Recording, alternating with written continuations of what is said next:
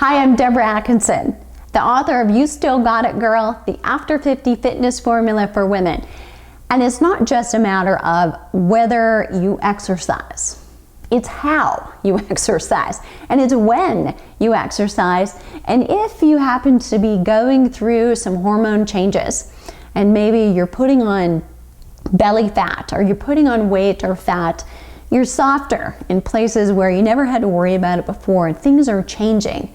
Maybe it's that you've lost energy and you've got a lot of fatigue. You've got things you want to do and you have ambition, and then you run out of gas. If any of those sound familiar, then I've got the secret for you about exercise.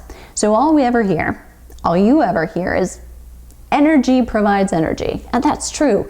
And then you go on your Facebook social media and you read the memes about, suck it up, buttercup, and no excuses.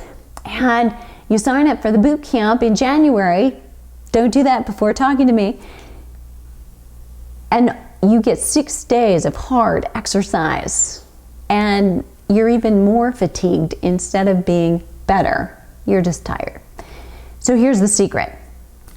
If you're just exercising because someone told you you need to exercise 3 to 5 times a week and do cardio, and you need 2 to 3 times a week of strength training, and you need mobility exercises or stretching every day of the week, those things are true. If you are apparently healthy and you already have pretty good energy and you're not suffering from fatigue, you're sleeping well at night, but if you are a woman who is 50 or older and you're going through hormonal changes that have suddenly changed the way you respond to food, to exercise, to sleep, you need an exercise prescription that caters to the hormones that are out of balance.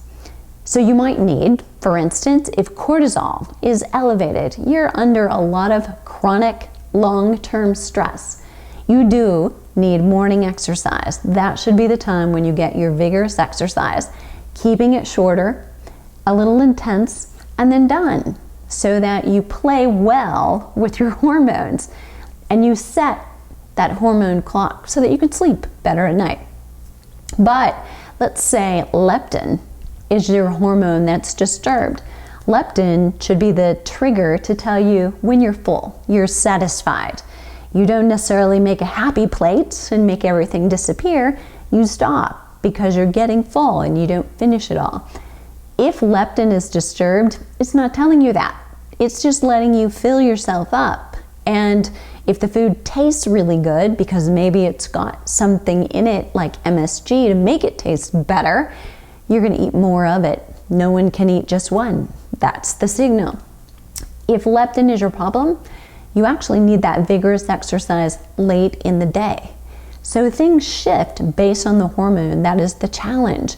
If your adrenal glands are putting out way too much, they are putting out way too much cortisol, and you're way overstressed and you've been that way for a long time, and all you can think of is when can I go to bed, but I don't wake up rested even though I sleep all night solidly, then you may need temporarily to not exercise at all. Because the more you do and the more you try to fight through it and do that, energy creates energy, just like those trainers are telling you, the further you're digging yourself into a hole. So it's really important that you get the right exercise prescription for what's going on. So here's what I want you to do. I want you to download this cheat sheet first about what's happening for you, what's true of you. So read through the cheat sheet. It'll give you 10 exercise habits that you can start right now or compare to what you're doing. But it'll also take a look at, are you catering to the hormones that are causing you some trouble and getting in your way of getting great results that you deserve? Go grab that right now. It's just going to take you less than 2 minutes to read through and compare what you're doing to what you ought to be doing.